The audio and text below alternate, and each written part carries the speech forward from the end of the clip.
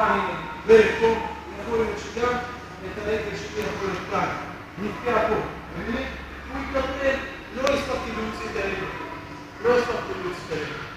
מה שאני במצב הזה אני עושה, אני מכניס את הרגל שלי לפה.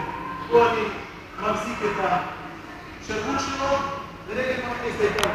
ואז אני מוציא רגל אותו לכאן. פה, עצרתי, סגרתי את היד שלו, ומגיע עכשיו למצב כזה, אני לא מכניס את היד שלי. אתה רואה? הנה, מפה כבר, אם אני הולך קדימה, זה כבר בריח.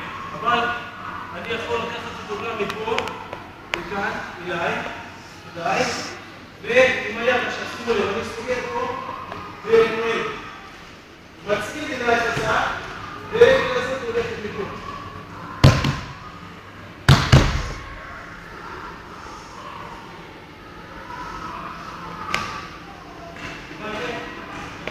יפה, ועוד מצב אחד גם שאני לוחץ את הביצים שלו, שזה לפי פה, אסור לעשות עוד בסם, כמיקה, בסם. והנה אנחנו במצב, וזה שאנחנו מכירים, שאנחנו יושבים ומנסים לפתוח את היד שלי. מפה, בכל מיני מצבים. ברור שאני יכול לפתוח את היד שלו בכל מיני שיקות, אבל אני יכול להגן כאן לאותו תלמיד כמעט, לאותה לחיצה של היד שלו. אני מפה שמושך, עכשיו אני מכניס לרגל, שם אותה מתחת לראש שלו, כף הרגל, ומוריד את הדלק שלי למטה. עכשיו היד שלו סגורה כאן.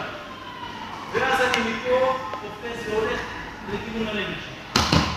ממש, פשוט אני הולך לכאן. הנה, פה.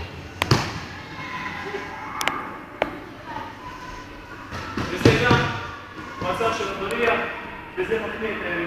בסדר? תודה.